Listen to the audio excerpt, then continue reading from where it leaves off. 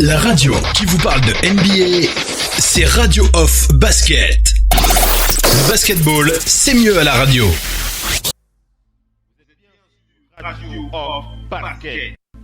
La radio qui vous parle de NBA, la radio qui vous écoute.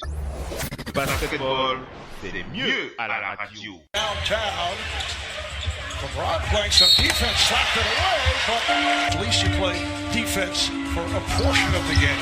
Well, Dwayne Casey can talk all he wants. I think the biggest voice there, nice bounce pass from LeBron. And teams with stars playing real basketball as Curry flips to the corner to DeRozan, and he knocks down a three. You would see the games would get a little heated late third quarter as Kyrie Irving slips one in, take five. So we can see their best shots and we can see their best defense. And as Coach Casey said, you don't want to send the wrong message to fans around the world. Westbrook. Allez les amis, on enchaîne avec la suite de l'émission. Nous sommes bien dans Total Africa NBA. On a évacué cette synthèse, ce résumé des performances des Africains, de ces joueurs d'origine africaine en NBA, et on va rattaquer maintenant notre sentiment par rapport à cette première semaine officielle NBA. On va revisiter notamment ce qui nous a marqué, ce qui nous a frappé. Alors j'ai pas préparé un chemin conducteur en particulier. J'aurais vraiment voulu que ce soit vraiment le truc qui vient au pif comme ça. Qu'est-ce que vous avez envie, sur quelle équipe vous avez envie de vous exprimer à chaud? C'est un peu comme ça que j'aimerais qu'on prenne le bout de cette deuxième partie. On va commencer avec Missy, ensuite le Doc NP. Missy, qu'est-ce que tu retiens de cette première semaine? Si tu devais citer une équipe qui t'a marqué pour cette première semaine, tu citerais laquelle? Il n'y a pas vraiment d'équipe qui m'a marqué, mais il y a quand même des équipes qui sont un peu plus disciplinées que d'autres, qui sont un peu plus perdues. Et bon, les Warriors, quand même, quand on voit les Warriors, on se dit, ils ont régné sur la NBA pendant 5 ans. 5 finales en 5 ans, 3 titres. C'est tout de même, quand on voit encore le match d'aujourd'hui, ils sont à la ramasse et perdus. Vous pouvez pas, et puis, je vois personnellement pas l'utilité de D'Angelo Russell. On va se le dire calmement. Vous pouvez pas jouer un match de basket aujourd'hui NBA avec 2 meneurs qui jouent côte à côte. C'est pas possible. L'association d'Angelo Russell et Stephen Curry te gêne un petit peu quand même. C'est ça? Ça me gêne énormément parce que c'est 2 meneurs. Oui. Ce n'est pas. Et puis les Warriors, ça me gêne. Pas parce qu'ils ne peuvent pas tous les deux jouer, ils sont très bien capables. Mais c'est 2 joueurs sur un terrain qui n'ont aucune assise défensive. Ça veut dire que les défenses adverses, c'est un pur régal pour eux. Ils n'ont pas d'assise défensive. Draymond Green, il colmatait déjà quelques brèches. Il était déjà très bon, mais là, il ne peut rien faire du tout. Il ne peut colmater aucune brèche, Draymond Green. Il peut faire dans sa zone ce qu'il peut faire, mais c'est pas suffisant. Est-ce que tu as l'impression que Draymond Green, qu'on connaît comme étant leader défensif de cette équipe, on a l'impression, en tout cas on l'a vraiment senti, qu'il c'était plus du tout pareil, hein, Draymond Green, il n'a plus. C'est en fait, c'est une question de vase communicante et de dynamique. Pendant le match, on entendait Steph Curry parler du step and go, je crois que c'est ça. La manière de jouer, la manière dont jouaient les Warriors, dont certaines équipes ont récupéré, c'est en fait, vous courez, en fait, vous avez le ballon, vous jouez le plus rapidement possible, vous courez et vous marquez les paniers en première intention avant que la défense n'ait le temps de s'organiser et de se placer. Ça, ce jeu-là, ils ne l'ont pas. Ils ont des jeunes joueurs qui, pour certains, découvrent la NBA. Donc, il faut leur laisser le temps de digérer. Il n'y a pas de formation en accéléré. D'autant plus que, pour connaître bien la NBA que nous connaissons, il n'y a pas de match. Il n'y a pas d'entraînement en saison régulière. C'est-à-dire que vous faites les va-et-vient. Ce qui est en saison régulière, c'est de la mise en place tactique. Comment vous faites une mise en place tactique avec un groupe qui n'a pas les automatismes, qui a largement été rajeuni? Dans les autres équipes, on a rajouté quelque chose. Donc enchaîner avec les Warriors, ce que tu veux voir, c'est une meilleure une cohésion. Enfin, tu veux voir autre chose en ce qui concerne le duo Stephen Curry et D'Angelo Russell. Je veux surtout qu'il fasse venir un défenseur, quelqu'un qu'on se dit, lui, il va pas, peut-être pas beaucoup scorer. On ne va pas l'attendre sur le scoring, mais il faut qu'il procède à la dissuasion. Les Warriors, à la fin du troisième quart-temps de ce match, ils avaient encaissé une centaine de points. C'est pas possible. Écoute un peu la réflexion du doc et après tu enchaînes. Le doc One Pitch, qu'est-ce que tu as envie de dire par rapport à ce que Missy dit sur les Warriors, son inquiétude sur ce duo? Missy, le doc, pardon. Non, moi, tout ça est en train de confirmer ce que je voyais depuis. Je les ai vus un petit peu jouer en pré-saison. Pour moi, c'est une équipe qui manque de défense. D'abord, oui, parce qu'ils ont perdu tout ce qu'il y a de défensif. Même Looney n'est pas encore là, qui peut-être à l'intérieur. Et Willie Collinstein, qui lui était connu pour ça. Pour l'instant blessé, Looney blessé. Donc, c'est pour ça que je mets un petit bémol, je vais voir. Parce qu'offensivement, ils ne sont pas trouvés parce que Kerr fait des tests. Et Kerr, c'est un coach têtu. Mais c'est un coach qui va au bout de sa philosophie, au bout de sa croyance. Il va jusqu'au bout. Moi, je l'ai dit pendant des années ici, Kerr a eu aussi la chance, et il le dit lui-même, d'avoir des joueurs extraordinaires qui... La preuve, Kevin Durant, quand il a dit dans son interview il y a un mois, ou il y a 3 semaines, un mois, on a dit que c'est pour faire du bashing. Non, il a dit la vérité. Les systèmes marchaient bien jusqu'à arriver en finale de conférence où c'était aussi l'homme individuel, c'était de l'individu qui devait sceller le sort. Kevin Durant a sauvé, Curry a sauvé la saison dernière pour qu'ils arrivent en finale. Parce que le beau système des Warriors, ça c'est fini depuis, ça s'arrête à un moment donné. Ça s'arrête à un moment donné, quand ça se corse, on donne à l'homme individuel, il joue comme tout le monde. Donc là, ils sont dans un cas où il y a plus, Curry a beaucoup scoré. Dans un système où on lui laissait l'intelligence des joueurs, de ses coéquipiers, lui permettait de se démarquer et d'avoir des tirs. Et autrement, il a montré aussi qu'il peut jouer du 1 contre 1, comme contre Portland ou le Game 6 contre Houston. Sauf que on est dans une période où les Warriors n'ont aucun complice de Curry à part Green. Green ne peut pas jouer qu'avec Curry, c'est pas un duo. Curry n'a aucun complice qui lui permette à lui d'exprimer son jeu. Tu veux dire comme avec les Thompson, quoi. Voilà, mais ce soir, Phil, celui qui a vu le match de ce soir, les 23 points de Curry, ce sont des exploits individuels. Et c'est ce que j'ai dit, même dans le groupe F, que cette année, les supporters des Warriors, pour qu'ils voient les playoffs, il ne faut pas que Curry manque plus de 5-6 matchs. Pourtant, par saison, il en manque au moins une dizaine, voire une quinzaine.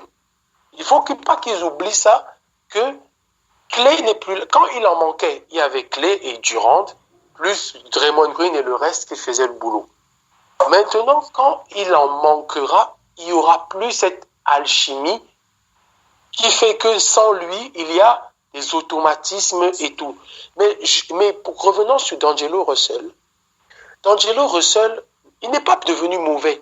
C'est que des Warriors.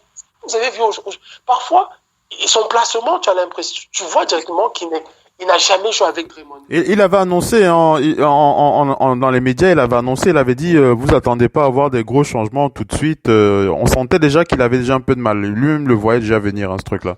C'est ça, Phil. Draymond Green, D'Angelo Russell ne sait pas encore que c'est Draymond Green qui cadre, qui annonce les coupes, qui fait tout quand il est dans le trailer en tête de raquette.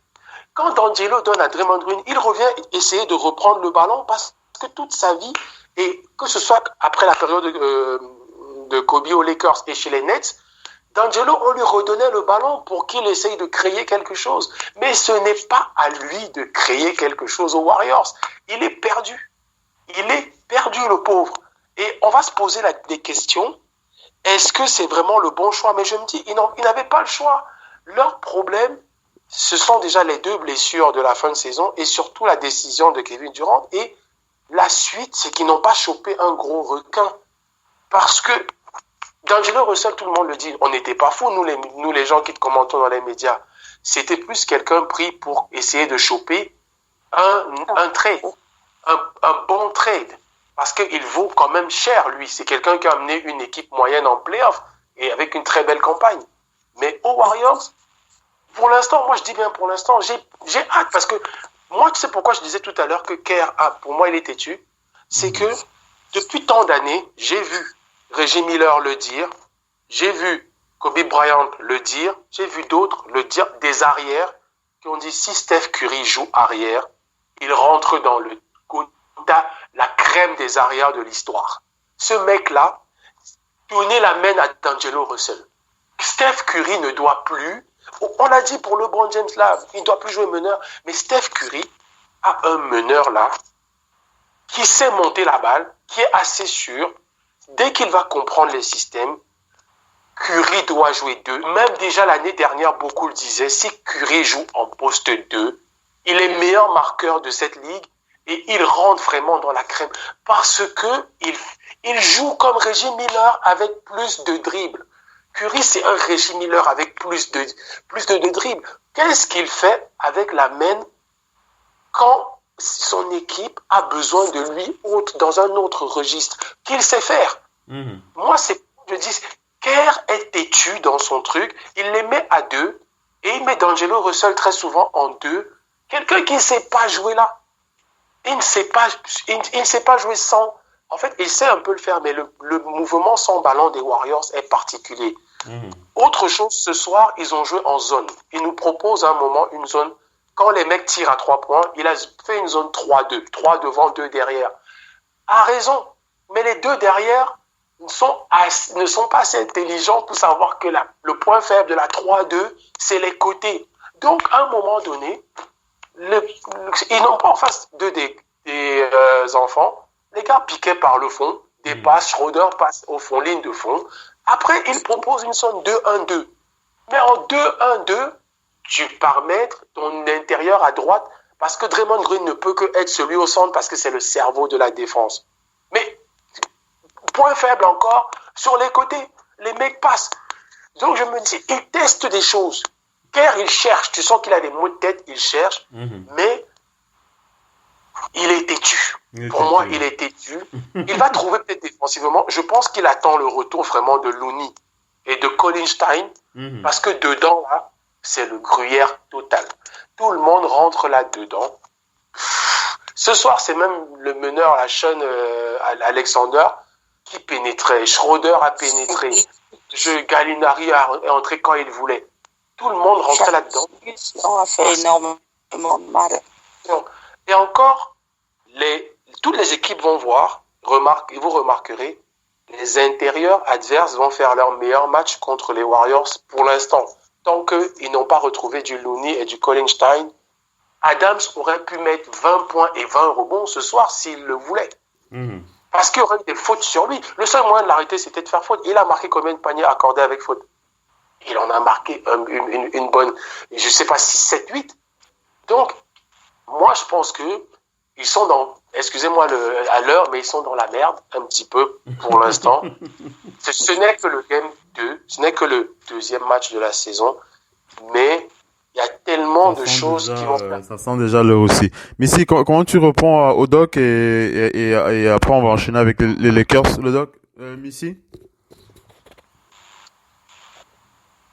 Missy qui... Vas-y, Missy, vas-y. Oui, le doc tout à fait raison. Et il dit exactement la même chose que je dis moi. Maintenant, est-ce qu'il ne serait pas mieux pour eux de sacrifier un joueur pour amener un vrai défenseur vraiment de métier? C'est trop tard. C'est pour dire quelqu'un qui serait peut-être des joueurs comme Baoubouté, on dit leur activité ne se voit pas souvent trop, mais elle se voit en réalité parce que ce type de joueurs, quand ils sont là, ils limitent les joueurs adverses dans le scoring. Vous avez besoin, quand vous jouez face à un joueur, de diviser son scoring par 2, peu importe qui il est. Ouais. Mais c'est pas faux ce que tu dis, mais ici, un Luc, c'est un nom, tu vois, qu'on oublie. Ça, c'est des agents qui doivent travailler quand ils voient ce genre de choses. Un Luc, je me pose et je reviens sur cette question. Que font ce genre d'équipe qui manque de talent offensif quand ils voient Carmelo Anthony qui est sans club? Que font, et en plus une équipe qui est établie à San Francisco, à quelques heures de Los Angeles, que font ce genre de... Quel est le problème? Après, c'est un autre sujet, on en parlera peut-être d'ici jeudi prochain ou bien mardi. Ce genre d'équipe qui voit Carmelo qui, avant d'arrêter à Houston, était quand même à 16 points de moyenne ou 18 points en ne jouant très peu de temps. C'est pas comme si il ne mettait rien. On dit qu'il est fini, mais c'est quelqu'un qui, avec 30 minutes, a encore 23 points de moyenne dans cette ligue. Que font les... Parce qu'on voit que ça manque de talent offensif et que Curry, c'est un meneur qui a besoin qu'on lui débloque des choses parce que physiquement, c'est pas du Westbrook. Donc, alors que Melo, tu peux lui mettre le meilleur défenseur là, il va dire, ah bon, si tu veux jouer 1 contre 1, je vais te mettre. Ça va être panier ou faute. Ça, c'est un moment, une équipe a besoin de cela. C'est ce que Kevin Durant disait, quand le système est limité, toutes les équipes ont ce genre de joueurs. Et Phil, parce que pour revenir à ce que tu disais sur le bilan de la première semaine, je le sentais bien et je suis content de voir cette jeune équipe. Zion n'est pas encore là, mais moi, mon coup de cœur, et je sais pas cette année, les Pelicans de la Nouvelle-Orléans et Brandon Ingram, on le disait l'année dernière quand les Lakers ont explosé, comment c'est le seul qui est resté à son niveau. Il a même augmenté. Je sais pas ce que les gens voient, mais je pense qu'il risque d'être la meilleure évolution, le MIP de cette saison. Je le sens bien et ça joue. Outre les Pelicans, qu'on voit qui n'ont pas encore Zion, mais qui, même quand ils perdent, ils poussent les adversaires dans leur dernier retranchement. Ils étaient en back-to-back hier contre Houston. Houston gagne de 3 points, mais ils étaient en back-to-back, les pauvres. Ils arrivent à Houston en étant en back-to-back. Et des coachs aussi qui nous font plaisir parce que Washington n'a rien. Washington a sûrement... le coaching de Washington et les joueurs, on sent qu'ils obéissent et que tout est clair, tout est propre. Ça joue. Ils n'ont pas besoin forcément de super noms. Ils jouent au basket et ils posent des problèmes aux adversaires. J'espère que ça va durer pour eux. En tout cas, on va passer... Mais si une dernière, après on attaque un autre sujet, vas-y. Non, juste sans te couper un petit peu. Il est très intéressant, le petit Rui Hachimura, là. Il joue très bien au basket, ce gamin. Ouais, ça c'est sûr. Béninois, notre cher japonais aux origines béninoises. On va parler des Lakers, le Doc et Missy ensuite, le Doc NP. Les Lakers de Los Angeles, j'ai beaucoup parlé en des premières parties. Comment est-ce qu'ils t'ont ressenti par rapport aux Lakers? Est-ce que tu te sens un peu plus rassuré? Je te dis non, je vais encore voir. Qu'est-ce que tu as envie de dire sur les Lakers, Doc? Les Lakers, c'est un sentiment mitigé. On sait qu'ils ont la puissance. Ça, ce n'est plus le problème. On sait qu'ils ont l'effectif. Après, c'est les premières semaines, c'est du rodage. Moi, je suis juste inquiet pour eux parce que de plus en plus, ils le dessinent et le montrent aux gens. Après, ça a toujours été comme ça dans l'histoire.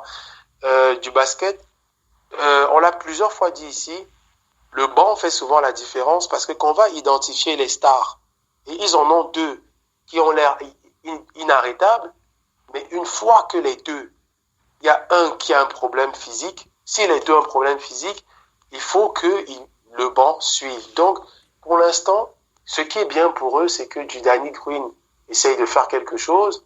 On peut y citer à l'intérieur, ça essaye, mais c'est très, très dépendant de leur star. Moi, c'est juste ça que je dis mitigé. Oui, j'espère que leur star, et le problème, restera le même. Ils ont 2 joueurs du top 5 de la ligue, du top 5. Quand on retire même Kevin Durant blessé, ils ont 2 joueurs du top 4 de cette ligue. Mais ce sont 2 joueurs qui ont un physique fragile, une santé fragile chaque année. Un est vieillissant et a des soucis, et l'autre a toujours eu, Anthony Davis. Donc, j'attends les moments difficiles pour les voir faire l'exercice. L'année dernière, quand ça marchait bien, on a vu, mais on attend toujours les moments difficiles. Là, ils ont connu un premier match compliqué, ils ont réagi directement. Ce soir, une équipe des Hornets qui joue très bien, qui pose des problèmes même s'ils perdent.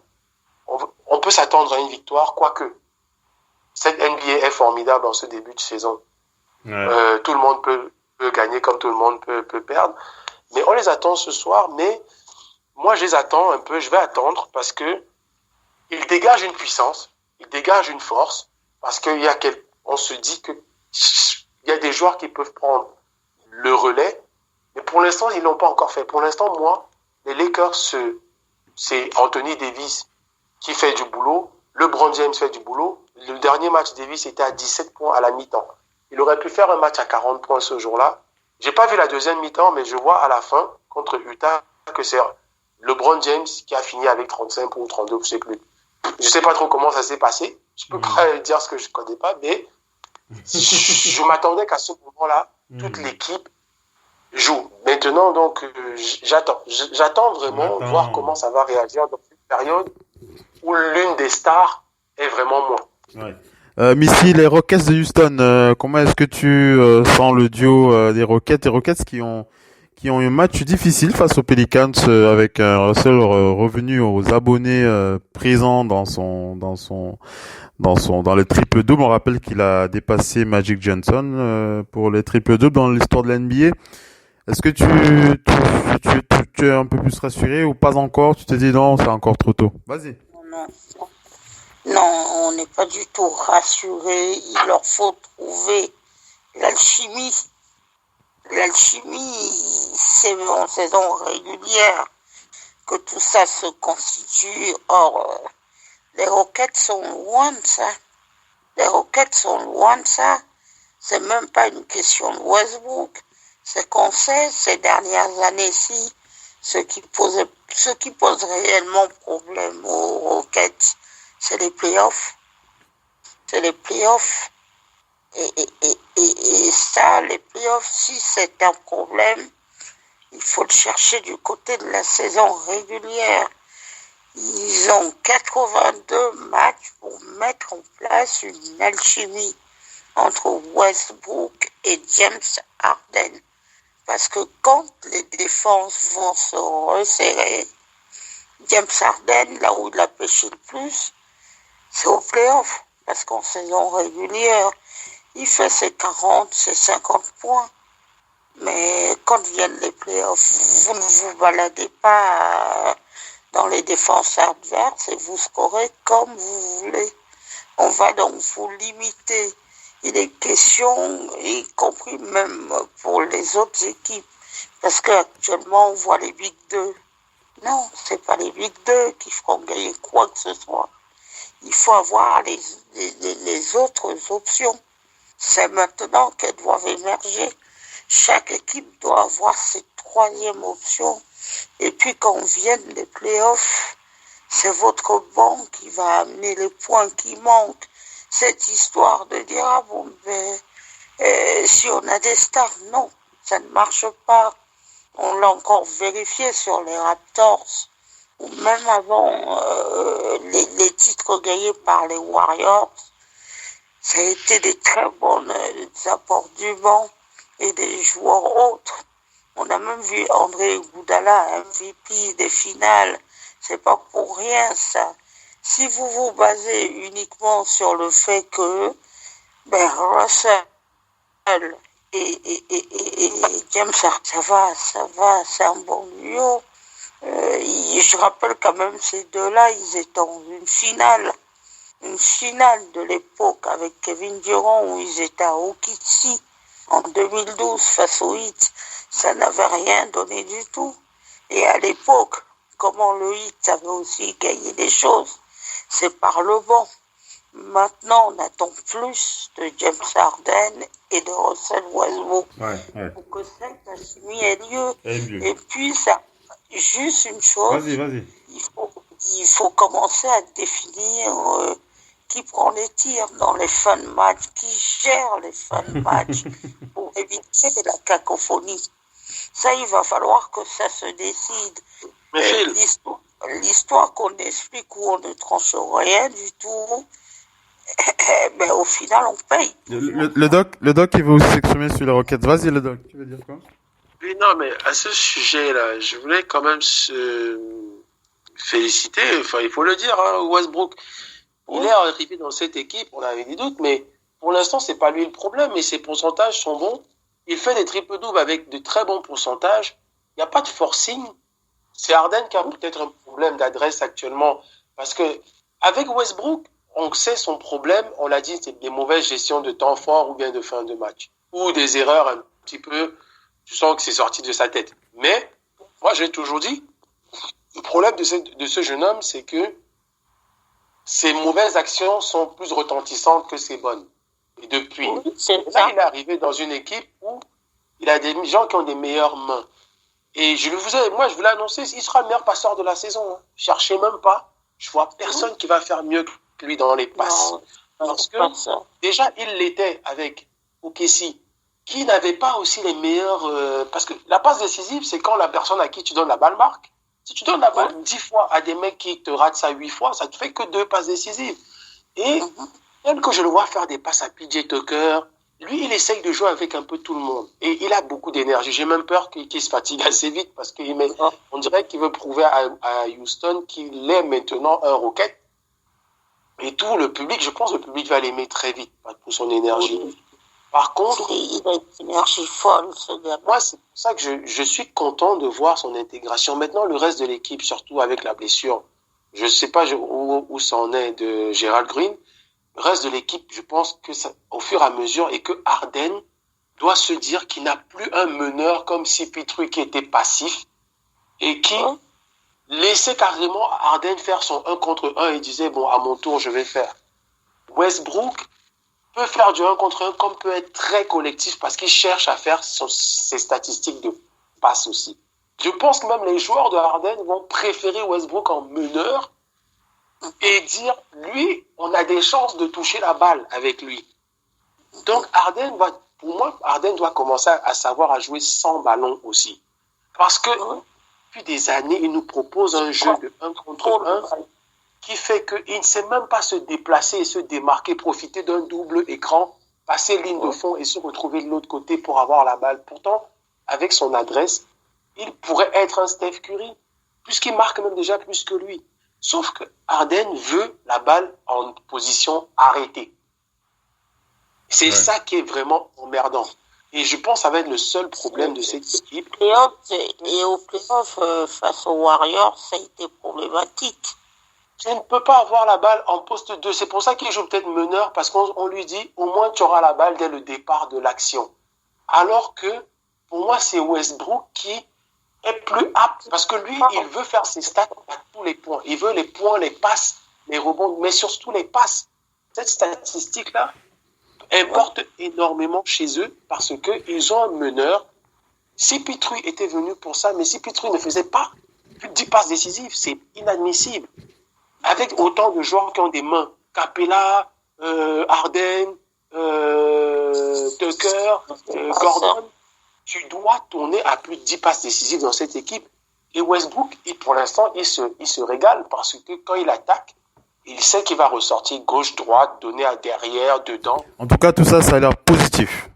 C'est positif et on peut être optimiste. Arden doit changer son jeu pour que la sauce prenne encore mieux. Arden doit quand même changer son jeu. Arden qui doit s'adapter. J'ai envie qu'on parle des petites équipes qui nous ont aussi fait plaisir ce soir. Enfin, les petites équipes, il n'y a pas de petites équipes en début de saison, même si, oui, il y en a quand même.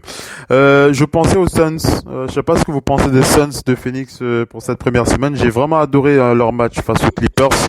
J'ai vraiment l'impression que Ricky Rubio va avoir une bonne influence sur ce groupe de joueurs. Hein. Lorsque je vois une feuille de stats, lorsque je vois Devin Booker réaliser 10 passes décisives sur un match, moi je dis venez voir les Suns jouer. J'ai une belle équipe des Suns avec un magnifique Kelly Oubre Jr., un magnifique Devin Booker qui n'a pas tremblé face à Patrick Beverley et qui l'a même fait sortir du match d'ailleurs, hein. Devin Booker qui score mais qui passe la balle et ça je sens vraiment l'influence je sens une belle influence de l'espagnol cette équipe. On écoute le doc et Missy. Le doc, les Suns, ou tu veux parler d'une autre équipe, d'une petite équipe aussi qui t'a touché? Rappelle-toi que moi, c'est une équipe que j'aime bien depuis l'année dernière parce que leur construction, ce sont les blessures. Moi, je le dis depuis, on m'a pris pour un fou. Ce sont les blessures qui les ont tués l'année dernière. Ils ont eu des joueurs fragiles. Booker met du temps à prendre feu parce que les 2 premiers matchs, au fur et à mesure, il prend. Mais ce qui est bien, c'est que sans Booker, ils ont gagné un match au point où la NBA a soupçonné de dopage. Parce que le problème de Ayton, moi, je vais vous le dire, je suis quasiment sûr que ce type de produits, ce ne sont pas des produits qu'on prend forcément pour se doper, mais parfois tu ne sais pas. Parfois tu prends, c'est dans un... Juste pour cadrer pour les auditeurs, hein, on rappelle la suspension de 25 matchs de DeAndre Ayton pour une détection de produits, un produit illégal dans son organisme. C'est du diurétique, oui. Le doc One P et après Missy, vas-y le doc. Parce que Phil, tu vois, un mec comme là, Ayton n'est pas là, il continue à essayer de produire du jeu. Mais tu as vu le recrutement. Quand tu prends Baines, Missy est supportrice des Celtics, Baines pour moi est l'élément que les gens ne voyaient pas, qui solidifiait cette raquette des Celtics. Quand Baines était sur le terrain avec Horford, il faisait du bien et là il leur fait le plus grand bien parce que quand il est en forme, d'ailleurs Joel Embiid se rappelle un petit peu les playoffs quand il est tombé sur Aaron Baines, c'est une muraille. Ils prennent Saric, que tout le monde, les Sixers ont laissé partir Saric, mais ce sont des joueurs qui valent de l'or. Mais ils ont été séduits par ce projet. Kelly Oubre Jr. l'année dernière chez les Wizards, c'était le 3e élément que tout le monde attendait. Sauf que à un moment donné, il en voulait plus et ils l'ont laissé partir. Mais finalement, la blessure de leur star font qu'ils ont besoin de lui. Comme ils ont laissé Otto Porter, mais Kelly Oubre s'est un peu blessé. On a dit Phoenix, c'est de la merde. Et même TJ Warren, c'était les blessures qui faisaient que TJ Warren n'apportait pas. Maintenant, il est chez les Pacers. Il va apporter ce qu'il peut là-bas. Mais cette équipe, telle qu'elle est là, l'effectif, c'est un effectif qui peut surprendre et jouer les 9e, 8e places. Moi, je préviens les gens, quand Ayton va revenir, parce que Ayton, lui, c'est un intérieur à 15,10 rebonds, comme un intérieur de 2,15 m, moyennement talentueux doit faire. Et quand il reviendra, 25 matchs, c'est beaucoup. Ils vont essayer de faire sans lui. Mais quand il reviendra, je pense qu'ils vont faire peur à beaucoup d'équipes. C'est une très, très belle formation. La preuve, Ouais, on a donné un meneur à Devin Booker qui jouait souvent meneur. Il portait souvent la balle alors qu'il ne devait pas. Cette fois-ci, il a un meneur passeur qui est là pour le régaler. Parce qu'on sait bien que Devin Booker, c'est un Kobe Bryant en scoring. Quand il va se mettre en route, ce mec, c'est pire. D'autres disent lui, il va mettre. Ça va être chaud. Missy sur les Suns aussi. Missy? Moi, une chose que je voudrais dire, DeAndre Ayton les a quand même mis dans la difficulté avec cette affaire. C'est quand même une personne qui a été draftée en première position et on peut être jeune, mais il n'a pas le droit de prendre une telle mauvaise décision. on ne prend aucun produit sans consulter le médecin du club. Et quelqu'un lui aurait dit. Maintenant, il a quand même, en plus de ça, perdu aussi 2 millions, un peu plus de 2 millions de dollars. Donc, avant des jeunes, avant de prendre une décision, réfléchissez toujours aux conséquences. Par rapport à ça, c'est une équipe qui est vraiment bien constituée. C'est une équipe qui est bonne, hein, parce que avec tous les joueurs qu'ils ont récupérés dans chaque secteur du jeu, ils se sont renforcés. De toute façon, comme on l'a dit, l'enfer de l'Ouest, il a commencé là au début de saison. Et on peut le dire, certaines choses se jouent au début de saison. Et on ne le voit peut-être pas. On le voit peut-être pas toujours au début de saison. Regardez l'année dernière, les Rockets, s'ils avaient fait un meilleur début de saison, mais ils voyaient pas les Warriors. Et peut-être que si c'était qu'une finale de conférence, le résultat peut-être pas le même. Donc il faut faire attention à ça. Quand vous jouez au début de saison, d'être là, présentément là, et de faire les bonnes choses. Les Suns, ça fait des années qu'on les a pas revus en play-off. C'était quand même une très belle franchise qui a vu passer des grands noms du basket, Charles Barkley, Steve Nash et tout ça. Il faut qu'on revoie cette équipe de Warriors, des Suns en play-off. Et ça peut être la saison, hein. Ouais. De toute façon, à l'Ouest, les équipes, il y aura beaucoup de déçus, hein. Comme on a toujours dit, à la fin juin, on va se retrouver qu'avec un seul champion. En tout cas. On est arrivé à la fin du talk show. Est-ce qu'il y a une dernière équipe sur laquelle vous voulez réagir? Le Doc NP, une dernière équipe? Cette équipe qui est portée pour moi par le MVP de ce début de cette première semaine, Karl Anthony Towns. Et il est de retour aux affaires. Oui, il est de retour. Il est de retour. Towns à l'ouest, et je pense que c'est Kyrie Irving qui va avoir à l'est. Parce que Kyrie Irving actuellement face, c'est vrai que c'est difficile. Son équipe peine souvent, mais en même temps, ce ne sont pas les favoris, les grandissimes favoris, mais le boulot, il fait le boulot. Après, je pense qu'il va tourner facilement, là, déjà après ça, plus 30 points de moyenne. Parce que là, actuellement, il est déjà à 26 points de moyenne au milieu du troisième quart-temps dans le match qui les oppose face à Memphis. Et au-delà de ça, on va dire qu'il est peut-être croqueur ou égoïste, mais ses pourcentages sont extrêmement bons. Sont extrêmement bons pour un arrière. Et Towns, de l'autre côté, vous imaginez pas, premier carton, son équipe, elle est là, elle accroche, elle remonte, ils se font mener, il a le mental qu'on lui demandait d'avoir l'année dernière. Est-ce que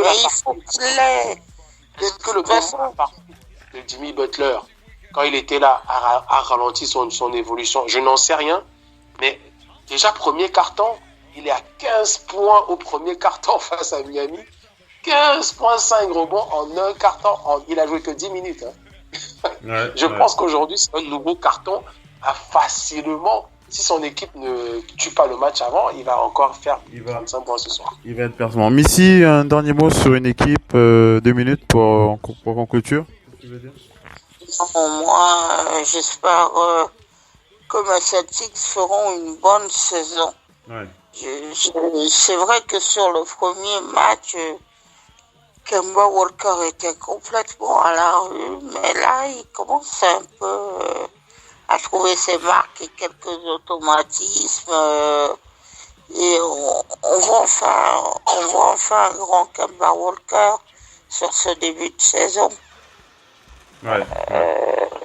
Voilà. En tout cas, une belle équipe des Celtics et on espère que on verra un Taco avec un peu plus de temps de jeu. On l'a vu un petit peu, Taco qui a aussi démarré avec son immensité son immense physique.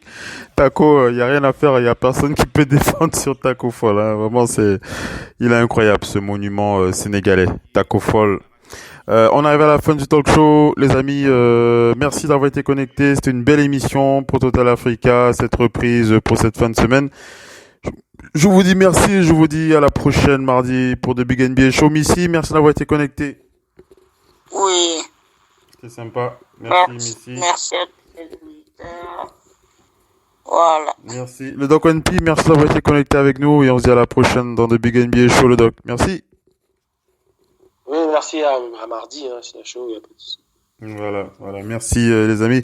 Merci pour tous ceux qui étaient connectés pour ce live sur Radio FM Basket. C'était Total Africa NBA. On a fait le point véritablement sur la semaine de ces joueurs africains en NBA et aussi sur ce que nous pensons, sur ce que nous avons pensé de ce début de saison en NBA. Et bien entendu, on enchaînera avec avec la prochaine pour les prochaines éditions. Ça a coupé Missy. Ça a déjà coupé Missy qui voulait réagir, mais ça avait déjà coupé. On aura l'occasion de la réécouter prochainement. Je vous dis merci d'avoir été connectés. Je vous invite à rester connectés sur le parquet de la radio, sur l'application Radio of Basket, la radio partenaire officielle NBA. Je vous donne rendez-vous pour les prochaines éditions sur le parquet de la Radio Off. Passez une bonne semaine. Ciao les amis. Bye bye. Westbrook was going to win his third straight All-Star Game MVP, and then out of nowhere, AD put on a show. During the season to be with his ailing father.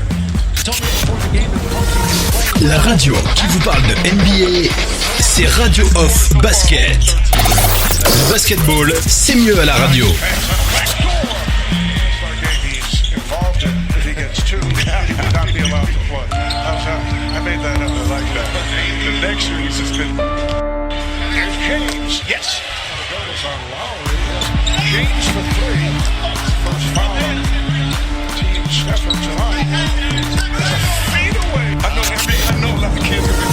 La radio qui vous parle de NBA, c'est Radio Off Basket. Le basketball, c'est mieux à la radio. West got flipped, turned upside down. And Toronto, I took over the NBA. Now I'm about to become the prince of a town called LA. What you do, baby?